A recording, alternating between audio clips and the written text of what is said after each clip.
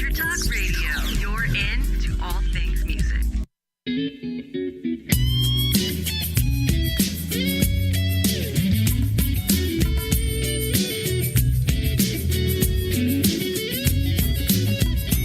Welcome to Jackie's Groove. Come journey with us through the rhythm of the music business with your host, Jackie Bertoni.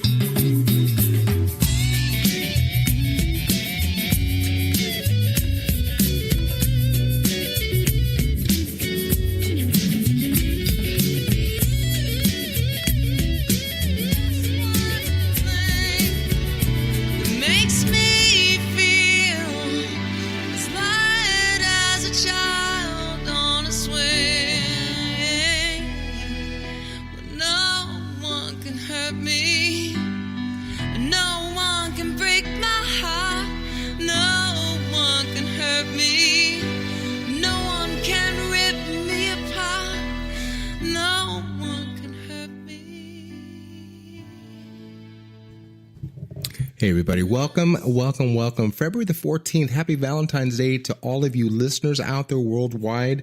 This is Jackie Bertoni, Jackie's Groove, brought to you by EnterTalkMedia.com, your connect to all things music. Guys, I'm excited today. As I've always said, when I have my favorites on, she doesn't believe me. I always tell her overall that in the last year and a half when Linda was on my show, the ratings were through the roof.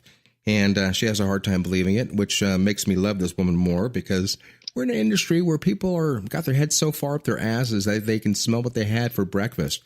This woman is different. She is a hustler. She pushes it out there with her partner, Scott, who's amazing in the way of promotion. And I want to talk more about my guest, because with her new movie that's coming out on the end of this month, we'll talk about this in depth.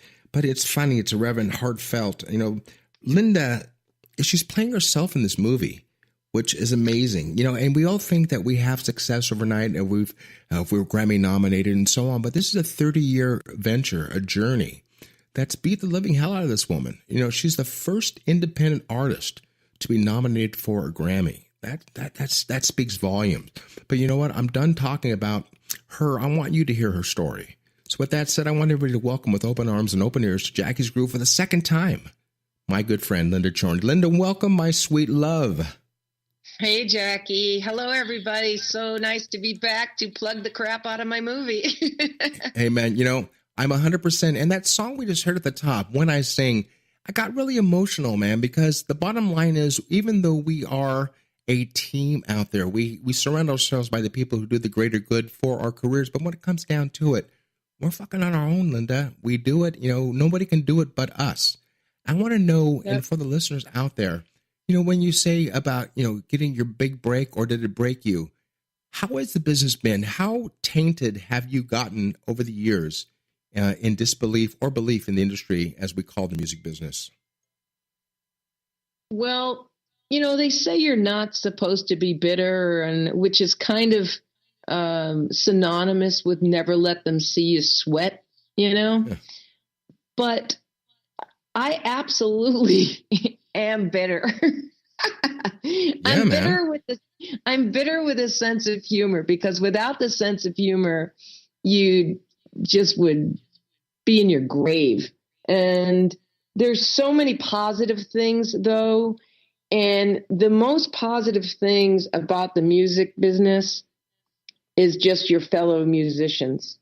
It's not the suits. Occasionally there's a good guy in a suit, but I would say Spotify and streaming is the devil.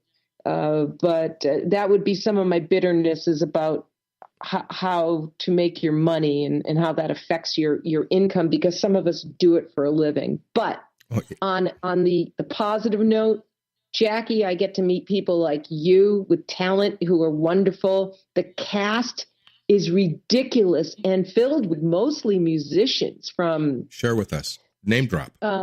Okay. Well, let's see. Kiki Epson, who is an amazing musician, keyboard player, writer. Daughter of Buddy. Her dad is, yes, that's Buddy Epson's daughter, but she's not one of these, I am a Hollywood kid Far from it. that got famous off my dad. She is incredibly talented. Then I've got David Serrero, who came in all the way from the East Coast to play Kono the Pizza Man, which, by the way, if you're ever in New Jersey, it's worth it to make a trip to Seabright Pizza because they have the best pizza in the world, and we do some of the scenes of the movie there. Let's see, musicians, Chris Mulkey, who plays the rock doc in the movie. He has a band, and just about everybody's musical in the film. And then I've got people on the other side. This guy, Jim Birkenstadt, who is also known as the rock and roll detective. I met during the voting process of the Grammys. And he's a music historian. And he voted for me way back in 2012. And we became friends after that. And he flew himself in to play himself in the movie. So did Paul Quinn, who is my attorney. He played himself in the film. Fred Bonig, who was my radio promoter during this crazy story. And he came in and played himself. And my dad played himself, and my nephew played himself. And other than that, nobody else played themselves. Or played with themselves on the set. Played with themselves. You beat me to the punch on that one. And Linda, I want to inject, you and I met each other through my friend Billy David and also through Liberty DeVito. Billy Joel's great drummer. And Billy Joel will never be the same without him, but I will talk about that until the day I die. And speaking of Kiki, we had an interview. Florentino actually interviewed Kiki at the NAMM show. I can't believe it's almost going to be 3 weeks earlier this last month. And I've had the pleasure of sharing the stage with Kiki and her talents on keyboards and myself on percussion. So you're a preacher to the choir when it comes down to her talent. And also with Liberty, I had the benefit of interviewing Liberty live on the drummers panel also. And speaking of of being fans and being a fanboy, I became an instant fan of yours, Linda. I love your voice. Number one, first and foremost. I love Oysters. That's the last release. And that I really, really enjoyed. And we're going to talk more about your recording career. But I wanted to ask you a question. I want to be right from the hip. Were you fucking crazy going into this project of producing and becoming a filmmaker itself? How bad or how many gray hairs did you earn from putting your best foot forward? Well, if you go on my Facebook page, you can see me live right now with my hair. I definitely got grayer. One quickie thing. Liberty is in the movie. There are a lot of cameos from some music names that you'd be oh my God, from Lee Sklar to Bernard Purdy to Liberty to Neil deGrasse Tyson. You just don't know who's going to pop up. So that's kind of fun. And I have to ask you a question, Linda, and I'm not going to get political about any means, because the millions of people listen to my show, but I want to know who hates Trump more, you, Liberty, Leland, Steve Lukather, I can name drop, or myself or my wife itself. I mean, he's not my fucking president, people. And, and I'm sure the network right now is cringing right now, but I want to get on this because I hate this motherfucker and I hate what he's doing to our country. And I'm not going to turn this into a political platform. I just know your disdain for this man along with Leland and such. So, Leland, I know you're out there listening also too. So, we got your back, brother, and that's as far as I'm going to go with this. No disdain for Leland, disdain for Trump, absolutely. And I actually did a music. This is before I can't even believe the friggin' guy got elected. But I did a music video about him. That's his words. They're literally his words that made the song "Grab the Pussy." And then I also went incognito to one of the Trump rallies and did a film on that. I just love being a filmmaker, which brings us back to the movie and your question about pulling my hair out. It's the hardest thing I ever did in my life. That being said, I could not have done it without the help from my friends. Kiki is a friend of mine. All those people I'd mentioned before, that played themselves in the film. My cousin, Robin Russin, is an award-winning screenwriter teaches at the University of California, Riverside now. He's a Rhodes Scholar. He helped me edit my book, Who the Fuck is Linda Chorney, which the movie is based on. And when I said, damn it, if it's the last thing I do, I'm going to make this movie. I am going to get the truth out about my nomination. For those of you who don't know, as Jackie said, I was the first indie to get nominated for Best Americana Album, and it caused a major friggin' shitstorm in the industry, to the point where they fabricated a story that I somehow cheated to get nominated. And this caused me a lot of stress, and even death threats. So, and to this day, every year when the Grammy nominations come out, they talk about me gaming the system falsely.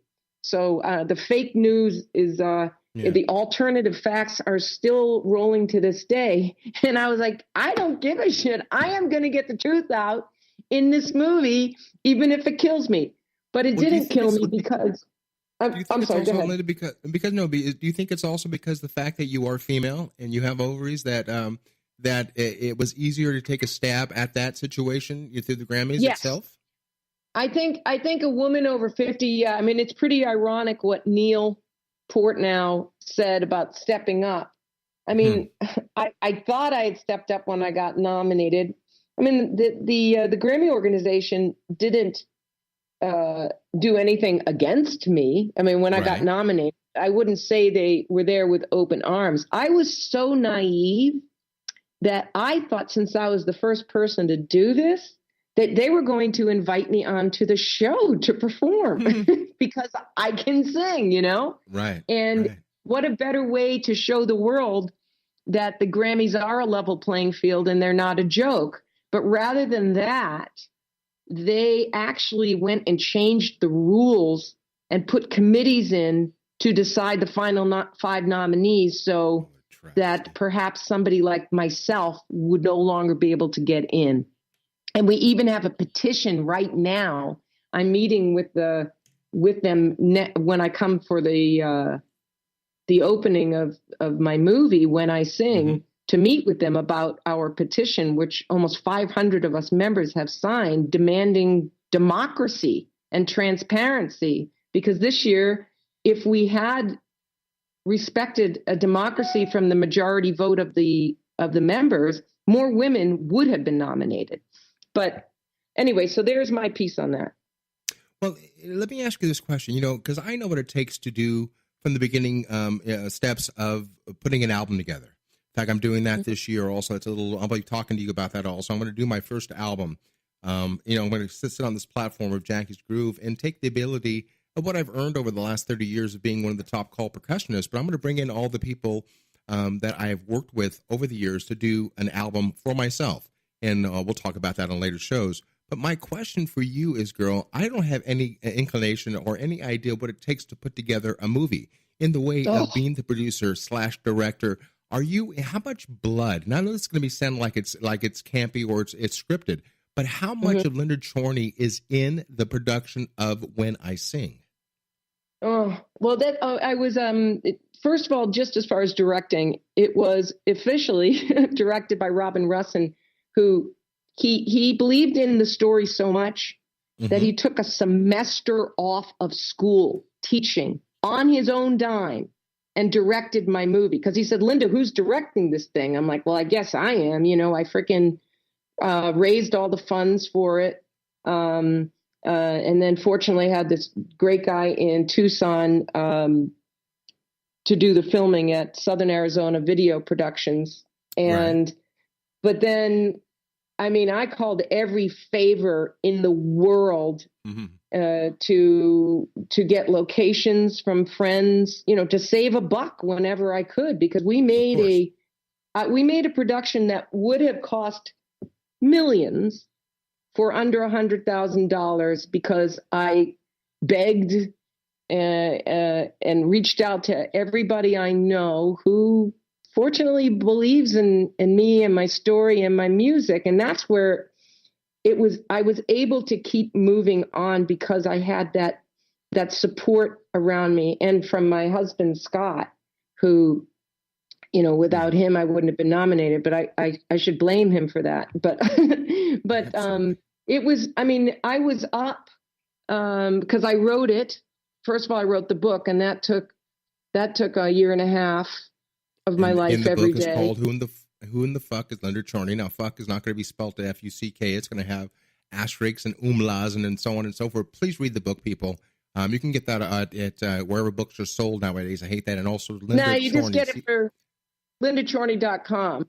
But, you know, so after I wrote the book, I'm like, all right, well, I want to make a movie. How do I write a screenplay? I've never written one before, but, well, I can do it. And so I met this guy, Douglas Rain, and he's a screenplay writer, and he was here in Tucson. So I said, hey, you want to help me write this? So we wrote it together. And then I figured, well, I'm going to edit the movie because that's one of your biggest expenses. I'm gonna be the craft services. I'm gonna be the wardrobe department. I'm gonna do anything that won't cost money. So I spread myself too thin. In fact, when we got around to shooting the movie, I was up the night before doing production and checklists until 3 a.m. that the next day I was so friggin' spent that I needed to get reminded, what's my next line? Because I was so burnt out. So, yeah, I kind of screwed that up, I would say. You know, I can't believe we're coming out of the first segment. We got 58 seconds on here, so I don't want to get too into deep conversation with regards to it's going to be a 5-minute answer for, 30 seconds left of the segment. But I do want to talk more about no. I want to talk more about, because on social media, I didn't see any GoFundMes with Linda Chorney and help me build, or maybe I was sleeping. I don't know. But I want to find out, again, too, about under $100,000 based upon, I have not yet seen this production, but everything that Linda Chorney touches is the Midas touch. It's done to the highest extent, even above and beyond the dollar value that was spent on it. So when we get back on segment number 2, I want to talk more about the aesthetics. I want to, with Jackie's Groove, as I take you behind the velvet rope, so to speak, I want you to take us behind the camera. I want you to educate us what exactly you want people to take away from when I sing. So we'll pick that up on segment number 2 on Jackie's Groove. My name is Jackie Bertoni. It's brought to you by Intertalk Media /IntertalkRadio.com. We're segueing over that. And we're going to talk more about that with Linda Chorney when we get back on segment number 2. Guys, don't go anywhere. More just around the corner. Stay tuned.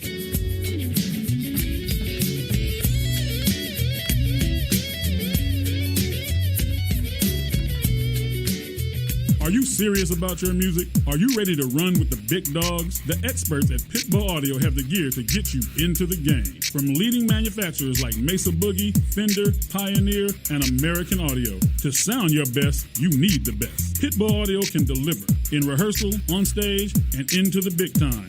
Dropping beats, shredding guitar, or making the crowd roar. Whatever you dream, Pitbull Audio can help make it happen. We are Pitbull Audio. We want you to play it loud. PitbullAudio.com. You know what's all around you every waking moment of your life? Marketing. You're choking on it. I'm Scott Robertson, and when it comes to strategic PR, branding, and marketing, I've seen it all. And actually, I'm still seeing it because bad marketing never sleeps. Join me each week on May the Best Brand Win, right here on Intertalk Radio, and learn how to make the marketing for your brand unforgettable. Hi, I'm Tim Dolbear, the host of Sound Experience on Intertalk Radio. Each week, I talk with top professional audio engineers, producers, musicians, and the manufacturers that make the tools that we use in the studio each and every day. From capturing the perfect take to mastering your final release, and the tools and how the pros use them, we are going to dive deep into their process and learn from their experience. I look forward to you joining us each week on Sound Experience with me, your host, Tim Dolbear. Make this your vinyl night. I'm John J.R. Robinson, and every week, music creation comes alive through stories, experiences, and sounds when vinyl records filled our hearts and minds. My friends and I share our tips and techniques used in creation of iconic tracks for recording artists such as Michael Jackson, Eric Clapton, Quincy Jones, and Steve Winwood, to name a few. Vinyl has emerged hot, and the soul of vinyl defines art and passion which burns deepest at night. Tune in every Wednesday at 2 p.m. Pacific Standard Time on EnterTalkRadio.com. This is Morris O'Connor, guitarist for Earth, Wind & Fire, and you listen to my good buddy Jackie Bertoni on Jackie's Groove.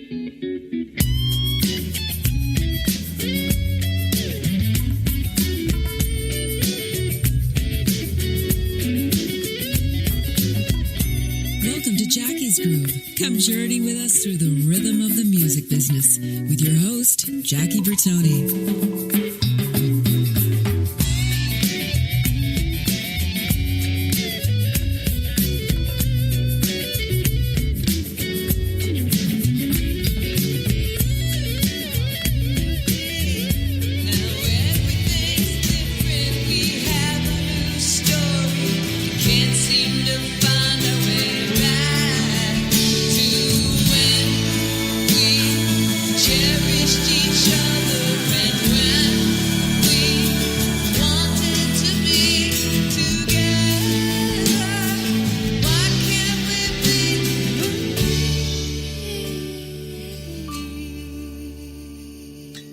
Welcome back to the second segment of Jackie's Groove. My name is Jackie Bertoni, and it's brought to you by EnterTalk Media /EnterTalkRadio.com. I keep saying that because I haven't been corrected by the network yet if we're officially EnterTalkMedia.com or EnterTalkRadio.com.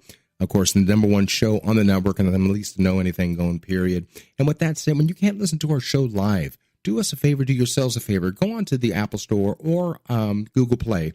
Download our easy-to-use and easy-to-navigate application, 2 words, EnterTalk, second, radio, and take us on the road with you when you can't listen live. And that voice you just heard at the top of the second set belongs to my in-studio guest, Linda Chorney. And we're talking full and more full about her new movie coming out at the end of this month, debuting, called When I Sing. So with that said, Linda, welcome back, my love. Thank you. Hey, thank you, my girl. I wanted to ask you a question. With regards to your Facebook video you put last night on regarding your dress.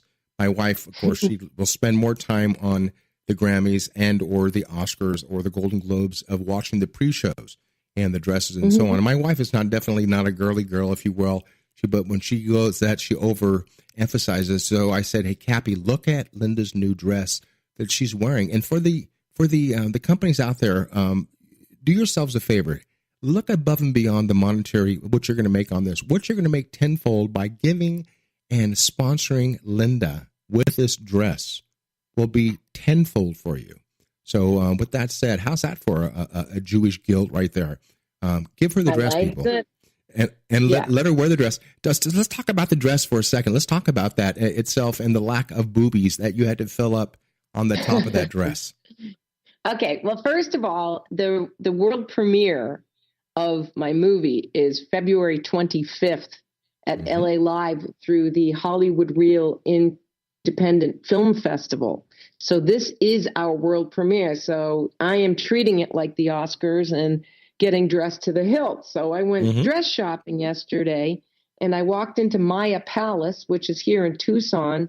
And in fact, we filmed part of the movie there as well. I'm talking about, favors for locations.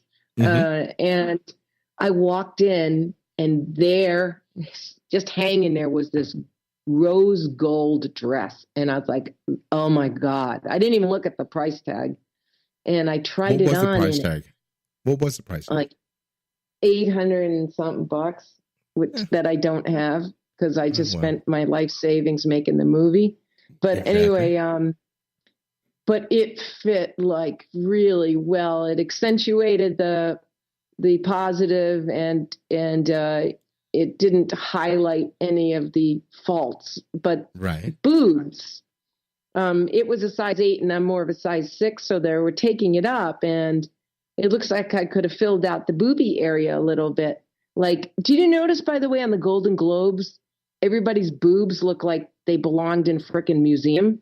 They were just time's up. Displayed, and they were oiled up and all that stuff. That's not going to happen with me. But yeah, they gave me these little chicken cutlets, which, by the way, there's a scene in the movie. There's a scene in the movie about that, because when I went, this really great guy, Don O'Neill in New York, who dressed Carrie Underwood and Oprah Winfrey and some royalty in Ireland.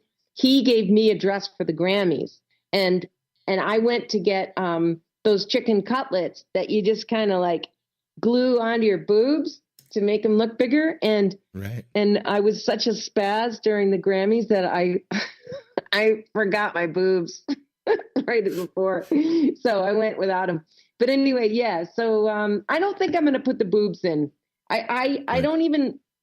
I'm not used to seeing myself with boobs, and I feel uncomfortable even looking like I have it. I mean, I'll smush them together to get a better cleavage, but I don't want to be busty.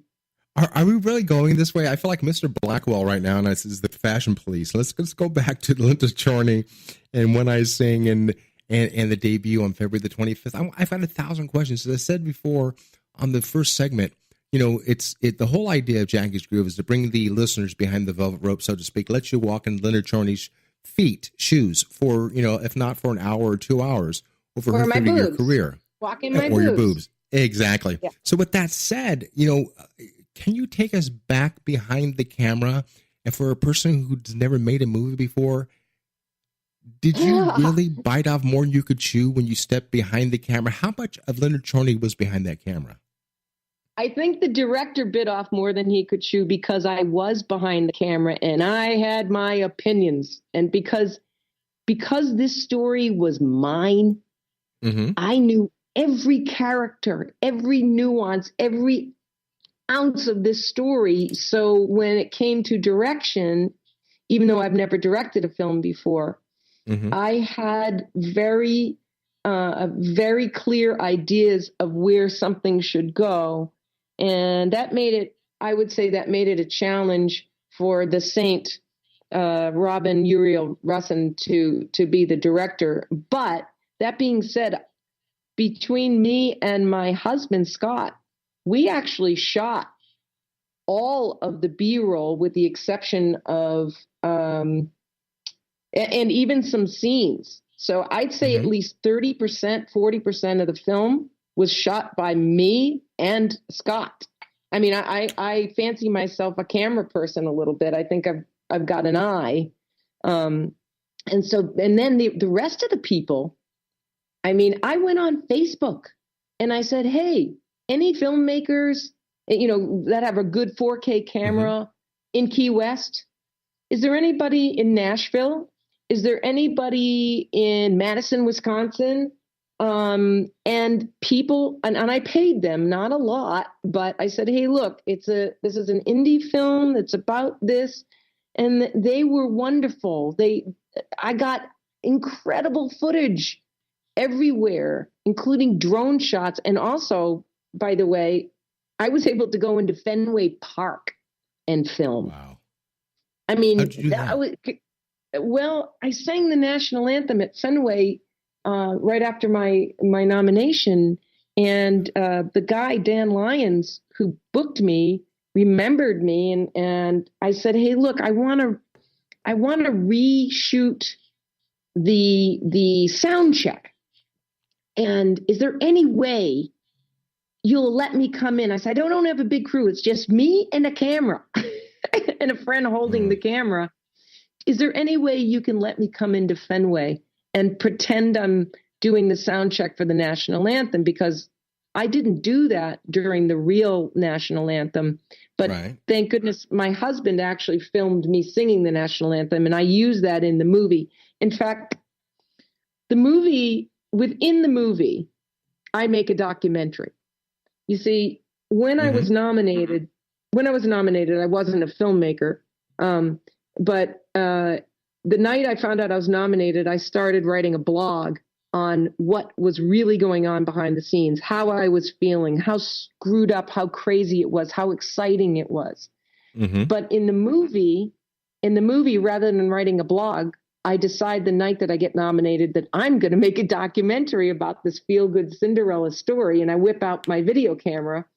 And that way we were able to use actual footage intertwined with feature film.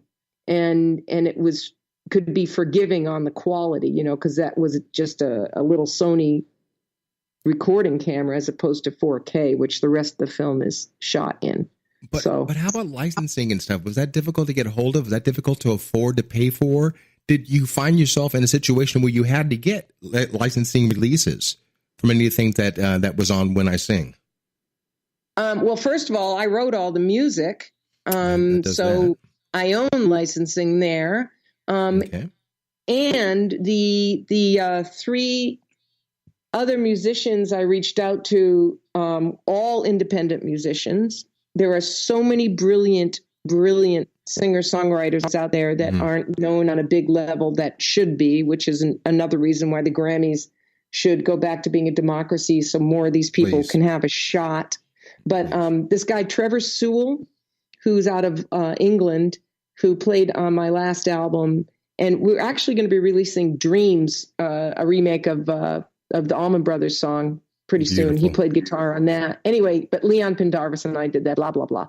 All right. So I do have a few songs from other people who were kind enough to let me use them, and if the movie hits, then, they get their royalties from ASCAP or BMI. But other than that, we were very careful, tried to be careful not to have labels in there and stuff, but no, I own the rights basically to everything that's in there, and they allowed me to go into Fenway, and I mean that was just huge, and I can't tell you how grateful I am to all of the people who stepped up, from the actors who worked for really little money to the extras who in Tucson, I mean, I just went around to people and go, hey, you want to be in my movie?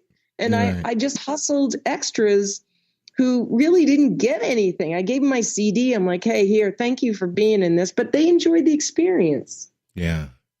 And I wonder, speaking of experience, explain to me, when the audience leaves the theater after viewing When I Sing, how long of a movie is this, number one? 96 minutes. Okay, so 96 minutes. Sheer bliss. When they walk away and they walk out of the venue from seeing When I Sing, and let's say, for instance, they are independent singers, female or male, are they going to walk away with the thought that this is a story about Leonard Chorney, or is this my story? Is it what did you were you able to split screen the movie on having it relatable to those who are in your shoes, or is it all about Leonard Chorney? Let me ask you something. How did you feel when you heard the lyrics? What did you tell me before we went on air when you read the description and you heard my song When I Sing for the first time? How did you feel? I felt it was about me. I felt it was about, it's what I went through. But at the same time, too, I'm in a different situation than you are, Linda. I'm not a front person. I'm a person behind the scenes. I'm a hired gun, if you will. I'm a Liberty DeVito. I'm a Leland Sklar. But the fact of the matter is, it was very emotional for me because I know what it's like to go through this industry. And not so much as a musician, but a male musician as opposed to a female musician. So the first time I heard When I Sing, I listened to it 3 times in its entirety because when I'm in the studio, when I'm playing, when I'm behind my drums, my percussion, nothing in the world can fucking hurt me. Right. It's my podium I stand behind. So that's my safe place. That's my comfort zone. So when I heard your line, and I paraphrase, is that nothing can hurt you when I sing, I got to tell you, girl, I got emotional. Now, when you wrote those words, did you try to evoke that emotion in people when you heard when you wrote those words down? Okay. First of all, when I write a song, I just write a song. There's no pre-calculated, I'm going to do this because it'll hurt. It'll pull on somebody's heart. It's just what I'm feeling. However, Marion Ramsey is one of the co-stars of the movie, and she's well known for all of her Police Academy movies. And she was one of the original Dream Girls. She's an incredible singer. She is an Afro-American woman who's older than I am, who was in it a long time. And I played it for her with a little bit of the film, and she burst out crying. And it touched me so much because, to answer your question, yes, everyone's going to feel it. Everyone's going to feel it. Everyone's been climbing up that hill, trying to get to the top, looking for the ridiculous quest for validation that your work is recognized, because real musicians put their heart and soul and life into their music. So right. anyone who's like that will absolutely relate to this film. Even though it's my story, it's not just my story. You know, and you talk about words and stuff. You know, my wife taught me how to listen to words other than the music, being the musician that I am, not a songwriter, not a lyricist, but, you know, I get between the music. But being married for 34 years, my wife taught me how to listen to the words. And then through the years, you know, I've introduced you to my good friend, Michael McDonald, and his new album, Wide Open. It's killing it. You had the opportunity to play with Michael and to sing with Michael last year, which was pretty fucking incredible. And you will admit the man is the most humble gentleman you'll ever meet in your life. And opposed to in the song, Nothing Can Hurt Me When I Sing, I got really emotional to that, because I got emotional last night. On the 12th of this month, we celebrated, I don't know if you can use the word celebrating, one of the greatest losses in the music business, Al Jarreau, which I had the benefit of being one of his last interviews. And on his headstone is his words, "Like any man, I can reach out my hand and touch the hand of God, a face of God." Mm-hmm. And it blew me out of the water. When you write lyrics, you know, and let's go back, and I'm going to put you in that category of a lyricist. When you write, "Nothing can hurt me when I sing." No one can hurt me when I sing. No one can hurt me when I sing. Do you believe that to be true, sweetheart? And why? It's my savior. It's my saving grace, is that when I'm in that mode, when I'm singing, when I'm on the stage, when I'm free, I am expressing myself. And, you know, whether you're singing or you're telling your lyrics, or you're playing your percussion, or you're doing a solo with your guitar, that's your Shangri-La, really. And I'll tell you a little inside story. Okay, don't go into that now, because we've only got 35 seconds. But write that down. Okay. Because I want to ask the parallel. Do you prefer to be a filmmaker, or do you prefer to be a songwriter, singer, performer? But hold that thought and hold the answer till we get back on the last. Okay. Believe it or not, we should have gone 2 hours, baby girl. And we'll pick you up. We'll pick you up after the debut, and we'll follow the journey along with When I Sing. So this is not a one-off situation. So with that said, you guys, when we come back on the third and final segment, the 1 hour special with Linda Chorney on this beautiful Valentine's Day. Happy birthday, Margene, my sister, on Valentine's Day, and my godson, Tristan. Happy birthday to you also. Jackie Bertoni, Jackie's Groove, InterTalkRadio.com, brought to you all things and connect all things music with Linda Chorney. Then we'll be right back after a short message. I'm getting my tongue out of my lap here. Hi, this is Tim Dolbear, host of Sound Experience here on InterTalk Radio. And Source Connect by Source Element is the essential tool that we use to link between my studio in Austin, Texas, and the WS radio station in San Diego. Now, with Source Connect, not only can we communicate in real time and with HD audio, but it's synced up and is of a high enough quality that I can use it for real-time ADR work, remote recording, and overdubbing, and it even allows me to remotely control a DAW. Source Connect by Source Element. Affordable, high-quality audio and video connection over the internet for all of your production needs. You know what's all around you every waking moment of your life? Marketing. You're choking on it. I'm Scott Robertson, and when it comes to strategic PR, branding, and marketing, I've seen it all. And actually, I'm still seeing it, because bad marketing never sleeps. Join me each week on May the Best Brand Win, right here on InterTalk Radio, and learn how to make the marketing for your brand unforgettable. Make this your vinyl night. I'm John J.R. Robinson, and every week, music creation comes alive through stories, experiences, and sounds when vinyl records filled our hearts and minds. My friends and I share our tips and techniques used in creation of iconic tracks for recording artists such as Michael Jackson, Eric Clapton, Quincy Jones, and Steve Winwood, to name a few. Vinyl has emerged hot, and the soul of vinyl defines art and passion which burns deepest at night. Tune in every Wednesday at 2 p.m. Pacific Standard Time on InterTalkRadio.com. Are you serious about your music? Are you ready to run with the big dogs? The experts at Pitbull Audio have the gear to get you into the game. From leading manufacturers like Mesa Boogie, Fender, Pioneer, and American Audio. To sound your best, you need the best. Pitbull Audio can deliver in rehearsal, on stage, and into the big time. Dropping beats, shredding guitar, or making the crowd roar. Whatever you dream, Pitbull Audio can help make it happen. We are Pitbull Audio. We want you to play it loud. PitbullAudio.com. Hi, this is Michael McDonald, and you're listening to my good buddy Jackie Bertoni on Jackie's Groove.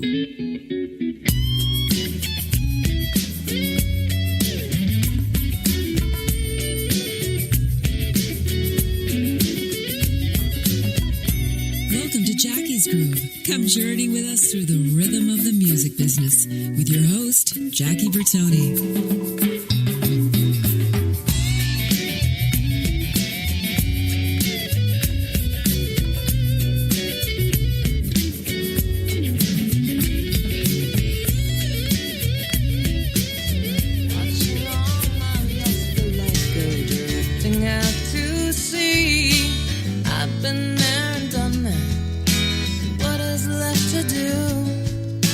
Try and live my life with you. Oh, I ain't no walk in the park anymore. I ain't no breeze blowing through your door. I'm not the girl you fell in love with on the Jersey Shore. Here you are, arms open wide, loyal till the day you die. And I don't wanna let you down.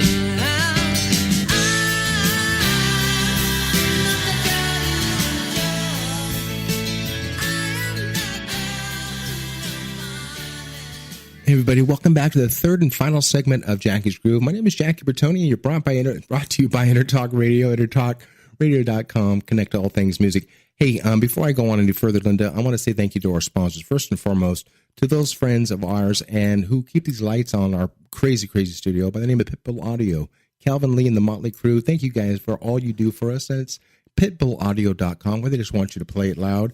SIR, Studio Instrument Rentals, SIR-USA.com for all of your backline needs and rehearsal studio needs, and to Jambox, JAMBOXX.com. You guys do yourselves a favor. For those, it's my newest sponsor. For those who find themselves not without the ability to use their hands and or feet, it's one of the greatest instruments. Go on to jambox.com, JAMBOXX.com, and be amazed and get some tissues out, because you can't play with your fingers and you can't play with your feet doesn't mean you can't play music again. So with that said, and also Mr. Green's Coffee Beans and Jackie's Brew, thank you, gentlemen, for believing in that. And in 2 weeks, that will be up on the website so you can get Jackie's Groove and get your groove on one sip at a time. And with that said, welcome back, Linda Chorney. And in my excitement of when I sing, I asked you before on the last segment what you want to take the audience to take away when they walk out. Are they feeling it was all about Leonard Chorney? Are they feeling it was about themselves too as independent singer-songwriters and fighting this great fight that we do with this industry? With that said, your fans want to know, does Linda find herself more comfortable as a singer-songwriter performer of music or behind the camera and the such of filmmaking? Share with us and tell us what the difference is. I love all of them. I've been doing the singer-songwriter thing for a really long time, and I am itching to get back on the stage and on the road, because I have spent the last 2 years every minute of my waking hours doing the movie. But I loved it. Making movies is a lot more expensive than making an album, but albums are also expensive. But yeah, I know. I just love doing it all. I'd love to make another movie. I think I've got a pretty good sense of how to tell a story. Do you have your ideas already encapsulated itself that you can go into a second movie right now, or is it another 2 years down the line we can see something like Tony's Camp? No, I have an actual political film in mind that I would like to write. You're going to leave us at that. Okay, that's good. That's good, because, it used to be everything that was got to do with politics and or the government, or I guess that is politics being redundant, had to do with back in the day in the 70s, in the 60s, it was protest. Something that we lack nowadays. People protest after the fact, not before the fact. Would you consider your music that you write in its entirety a protest to the industry or to the population? It's not a protest to the industry, no. There's a couple of songs that are definitely protest songs for the people on the new album. But I think it's just free therapy for me when I write. You know, it's whatever is pissing me off at the time, or whatever's making me sad at the time, or occasionally what makes me happy at the time is what I write about. It's not like, well, today I'm going to write about this. But I have written about tragedies with hope in mind when I write it. For example, my song Martin, which is about Martin Richard, who was the 8-year-old boy who was killed at the Boston Marathon. And I could not imagine what it was like to be the family of Martin, where the daughter lost a leg and the mom also had damage in her eye. And so I reached out to the family after I wrote the song, and then I recorded the song, and I had children sing on the song. I made a music video, and I thought there should be a statue for the child, but I wanted to do it with the blessing of the family. And so I was raising money with the downloads of the song to hopefully get a statue. And 18 months later, I heard from the family. They had seen the prototype of the statue. And I had also, because we didn't raise enough money from the downloads for even a cloak for a statue, I had my brilliant friend, David Wells Roth, paint a portrait of the child. And we gave it to them via their church. And I got a call from Bill Richard, the father, 18 months later. And he said to me, Linda, I wasn't able to say my son's name until now. Your song is as if you knew Martin. We love the statue idea, and we love the portrait from David. And our university is going to fund the statue. So the statue was actually erected, and I sang my song Martin for the family during the ceremony. And that's when my music, when it can make a difference like that, it's priceless to me. What's pissing off Linda Chorney today? Let's see. Honestly. Well, okay. Film festivals cost a lot of money to submit to, and thousands of hopeful filmmakers submit their films and hope they're going to be seen, and then you might get into one or two, and then you still have to spend more money. It's just a hard business. I think everybody makes money off of the backs of artists. I would say that pisses me off. But so is when you feed the machine, for the lack of a better word, are you feeding it because that's what it's going to take for them to open their eyes?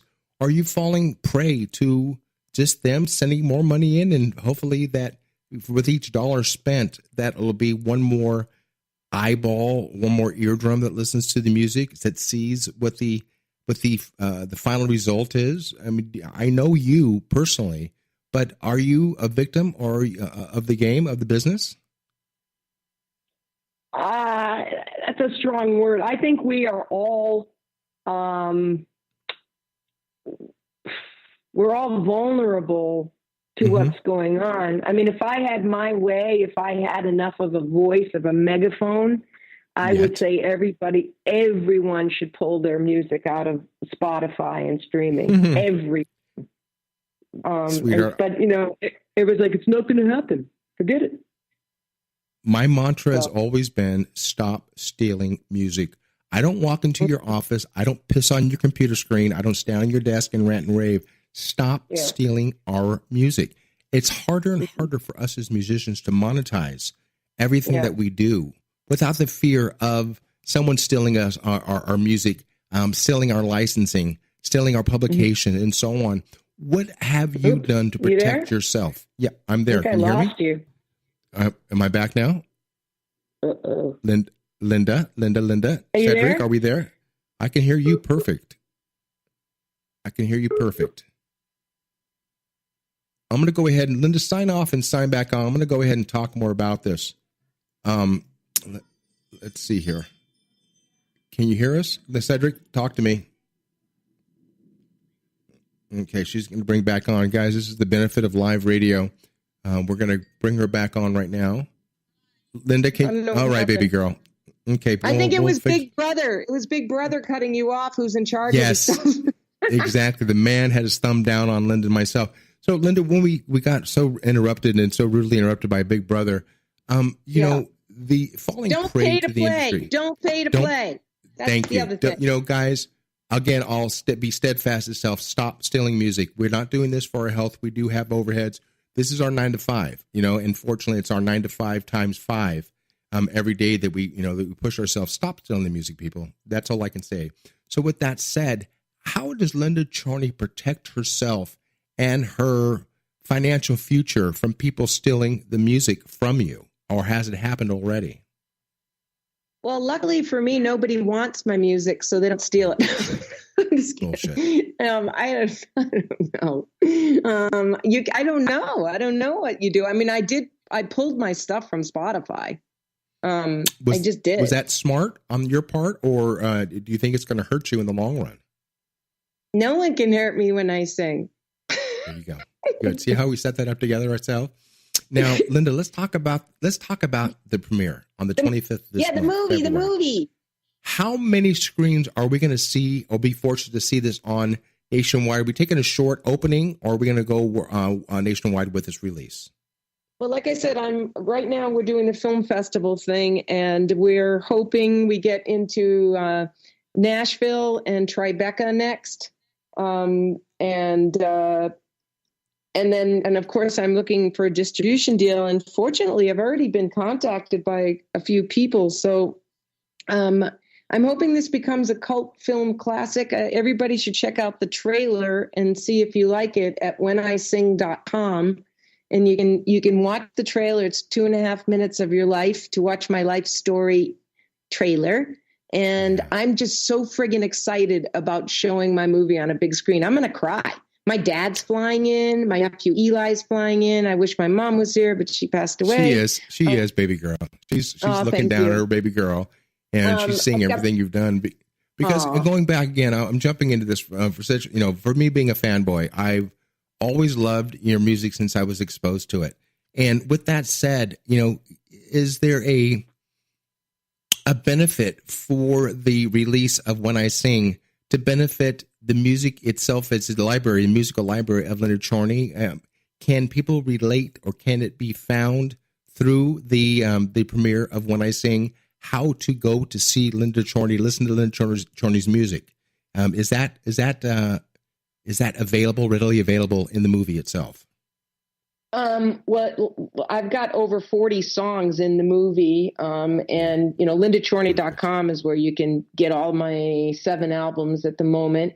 And I'll probably release a soundtrack recording. And really what I want to do is go back on the road. Like I said, after this movie, I'm hoping that I can get another platform and start playing out more again. Are you going to go out as a solo artist? Predicated money is not an object, or do you plan? I'm curious. Are you planning to go out ever again with a band? Oh man, I'd love to do that. There's a part in my movie that talks about when I had a band, I started losing my high-end hearing from the snare and the amps, that were behind me, and playing in all these bars. When you play big stadiums with great sound, it's much better. What I like about playing solo is that you can hear my lyrics. However, there's nothing like playing with the band. Percussion would be great, Jackie. And if money were no object, of course, I think I would put together at least a couple of musicians to come with me. Absolutely. And let's talk about the albums that are out right now. Me So Chorney. I love that name. I'm sorry. Racing with Reality. Voices for Peace. Angel in the Snow. Oysters. Chornography.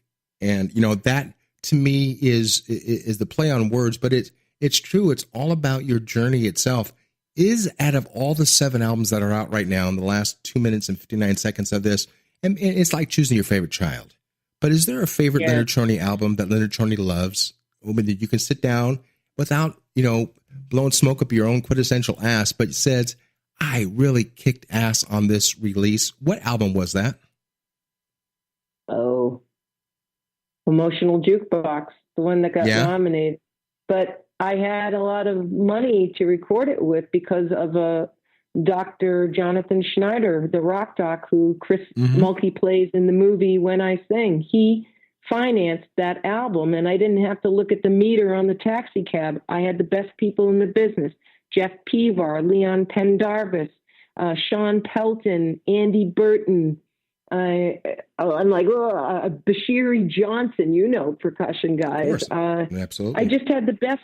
Lisa Fisher from the Rolling Stones. I mean, but my new album's got great people. Kiki played on the new album. Trevor Sewell on Oysters. They're all my children, but that one was a little easier to record because I had more money to record it. Unfortunately. I mean, it's a situation where I want to believe in my heart of hearts that things are going to change. They're going to be for the better. It's going to get back again. Maybe I believe it that even David Grohl said in the next 2.5 years, we'll get record stores again. Will that happen? I don't know. It's yet to be seen. It's to the millennials out there that miss the fact of opening up a CD, a tangible item, and reading the lighter notes. My wife and I watched last night Almost Famous, and every time I see that movie, it makes me smile. It just makes me smile because it is a soundtrack of our lives. It's what we put out. I'm sorry. Read the description of my movie because I talk about. Can you read the log line with the last few seconds? Because speaking of Almost Famous. Yeah, it says funny, irreverent, heartfelt, and real with Linda Chorney's playing herself. This is a story of the singer-songwriter's wild side toward finally being almost famous, quote unquote, after 30 years of gigging on the road. Will being the first lady or being the first truly independent musician nominated for a Grammy be your big break or break her? It's to be seen. It should be the next movie releases to be continued. And what we can't continue on, my love, is that we are done. And we are done. But I want everybody to go to February 25th, Hollywood Real Independent Film Festival. Come to my opening. Yes, whenising.com, whenising.com, Linda, CHORNEY.com. Scott, thank you for putting up with her shit. And for the listeners out there, do yourselves a favor. Feed your heart, feed your soul with the music of Linda Chorney and When I Sing. Because when she sings, nothing can hurt her. Again, I'm paraphrasing. Linda, thank you, my love. Hopefully we'll see you at the end of the month. This is Jackie Bertoni. Jackie's Groove by Team Talk Media. Connect to all things music. Thank you, Cedric and Florentino and Paul and my team. Thank you very much. Linda, God bless, and we'll see you down the road. This is Jackie Bertoni from Jackie's Groove. Come join me weekly on my journey through the music business as I take you behind the velvet rope, interviewing industry notables such as Al Di Meola, Michael McDonald, and Al Jarreau, to name but a few. Listen to their stories on being in the studios recording #1 hits and onto the stages throughout the globe. Allow me to be your music historian. You can hear me live every Monday at 2 p.m. and every Wednesday at 12 noon Pacific Standard Time or 24/7 on jackiesgroove.com. Ready to get your groove on? Hi, this is Tim Dolbear from Eclectica Studios. I'm a full-time mixing and recording engineer. I work with Grammy winners, labels, and indie artists, using state-of-the-art digital mixing and restoration tools and the very best in analog gear.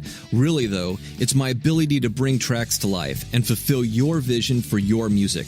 This has made me sought after by producers and artists worldwide. So spend your time working on music and not chasing a mix down a rabbit hole.